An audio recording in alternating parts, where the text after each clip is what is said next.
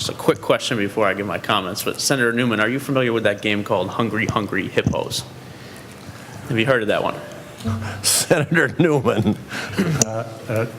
Mr. Chairman, Senator Little, I am not. Okay. Senator Little. Well, I think most folks that had kids during the 90s are probably familiar with this game. It's a game where did you? I had no children born during the 90s. Okay. Well, you look damn good. So. Thank you for clarifying that, Senator Newman.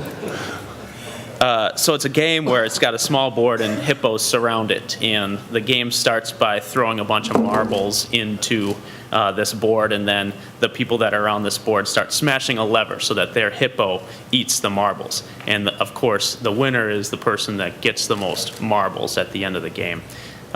So that's how it feels to be a suburban legislature, except for the fact that the rules are a little different. If you're a suburban legislature, you step up to this Hungry Hungry Hippos game, you put your marbles in, and then you walk to the back of the room and watch everybody else play. It's hard to win the game that way. And so we always talk about this urban and rural divide, and left out of it are people that supply a heck of a lot of marbles for this state. And let me talk about 3 points in this bill that show why that's true. The first is money for streets. Suburbs, we pretty much solely rely on property taxes to make things run, because we don't get a whole lot of help from the state. And we do have a lot of roads that aren't MSA eligible. And so there's some money in this bill, a little bit of money for the small city account. Most suburbs are not going to be eligible for that. Obviously, they're a little over the population limit.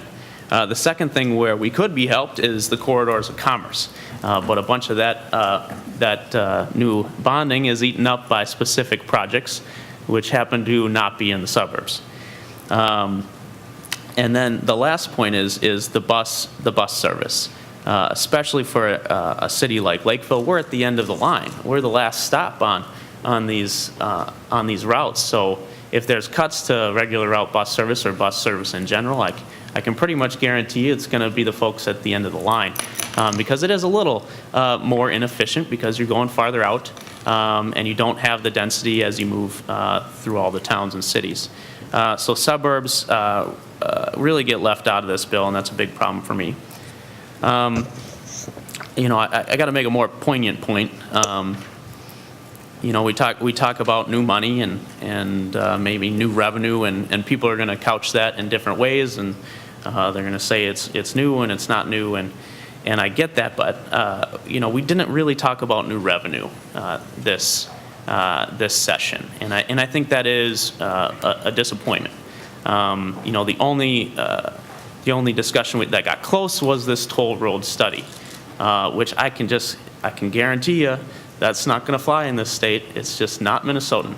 And so we didn't get to have that discussion, and I think we had time. I sat through a number of PowerPoints, and I'm an impatient person, but that first month was PowerPoints, and that was good time. We could have talked about some real issues. No one came here being you know, ignorant of the issues. You don't get here without being ignorant. So there was time to talk about these issues, even though it is a busy session. So that is a real disappointment to me. And again, I'll repeat some of my statements. I don't think toll roads are a new idea or a creative idea or outside the box. Finally, I do want to talk about your comments to uncertainty, Chair Newman. I think uncertainty is a call for action and not inaction. People are relying on us to provide stability. And so there's a lot of people that are uncertain about whether they're going to have their bus route. They're uncertain about whether they're going to be able to get to their hospital visit. And that uncertainty should, in all cases, trump our hesitations here in taking some action. Because if we wait for Congress to do something, I'll be a member of AARP before that happens. And that's a lot of years.